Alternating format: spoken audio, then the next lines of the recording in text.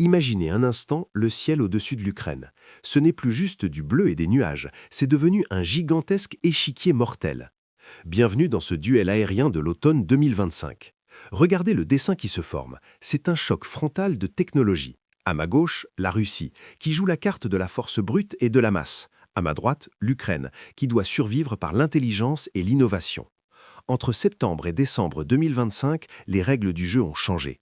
Voyons comment l'Ukraine a transformé son bouclier en une arme redoutable. D'abord, parlons volume. C'est simple, il pleut du métal. Regardez cette courbe.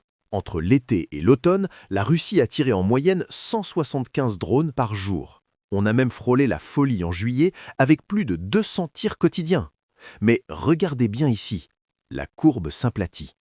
Malgré un record absolu en juillet, le volume stagne autour de 5300 par mois en automne. La conclusion? La machine russe chauffe. Ils ont atteint leur plafond de verre. Soit les usines saturent, soit les pièces manquent. Le déluge est constant, mais il ne grandit plus. Mais attention, ne vous fiez pas aux apparences. Dans cette nuée de drones, il y a un piège. Si on dissèque une attaque de l'automne 2025, on découvre le bluff russe. 40% de ceux qui volent, c'est du faux, des leurres. Sur une attaque de 5000 appareils, seuls 3000 sont des explosifs. Le reste, de la distraction pure pour noyer les radars. C'est grâce à ce mélange toxique que la Russie arrive encore à faire passer un drone sur 4, malgré les défenses héroïques de l'Ukraine. Pourquoi lancer autant de ferraille? Ce n'est pas juste pour détruire, c'est pour épuiser. Voyez les drones Shahed comme des pions sur un échiquier. Leur vrai but, c'est de forcer l'Ukraine à vider ses chargeurs. C'est la technique du bélier. On sature le ciel pour vider les batteries antiaériennes. Et une fois que le bouclier ukrainien est à terre, c'est là que la Russie sort ses rennes, les missiles de croisière, bien plus dévastateurs. Une combo mortelle qu'il répète 4 à 5 fois par mois. La Russie ne mise plus seulement sur la quantité, elle améliore la qualité de ses outils. Imaginez leur arsenal comme un couteau suisse en 3 lames. 1. Le miroir, le drone Gerbera, il ne fait rien d'autre que briller sur les radars pour se faire passer pour une menace. 2. Le Sprinter, des drones à réaction ultra rapide, un cauchemar à attraper. Et 3. L'espion, des drones caméra qui filment en direct pour corriger le tir des suivants. Ce n'est plus une simple vague, c'est une équipe coordonnée. Zoomons sur cette stratégie du leurre, car c'est vicieux. Avec 40% de faux drones, Moscou pose un dilemme impossible à Kiev, tirer ou attendre. Chaque leurre abattu est une victoire pour la Russie. Cela coûte un missile à l'Ukraine et occupe son radar. Pendant que la défense regarde le leurre, le vrai drone tueur se faufile dans l'angle mort pour frapper une centrale électrique ou un immeuble. C'est une guerre d'attention. Voici à quoi ressemble une nuit type sous les bombes. C'est une chronologie de la terreur. Heure H, les drones inondent le ciel. H plus 1 heure, toutes les alarmes hurlent. Les défenses ukrainiennes tirent partout. Elles sont occupées. H plus 1h30, c'est le coup de grâce. Profitant du chaos, les missiles lourds Iskander calibre frappent. Le résultat? Tragique. À cause de cette tactique, Kiev a eu 4 fois plus de victimes en 2025 que l'année précédente. Mais l'Ukraine ne se laisse pas faire. Elle innove. Oubliez les vieux systèmes. Voici la réponse ukrainienne. Des intercepteurs nouvelle génération. Regardez cet engin, plus rapide que les Shahed russes, super maniable et surtout produit localement. Avec l'aide de la France et de la Suède, l'Ukraine crée une solution sur mesure. L'idée est géniale.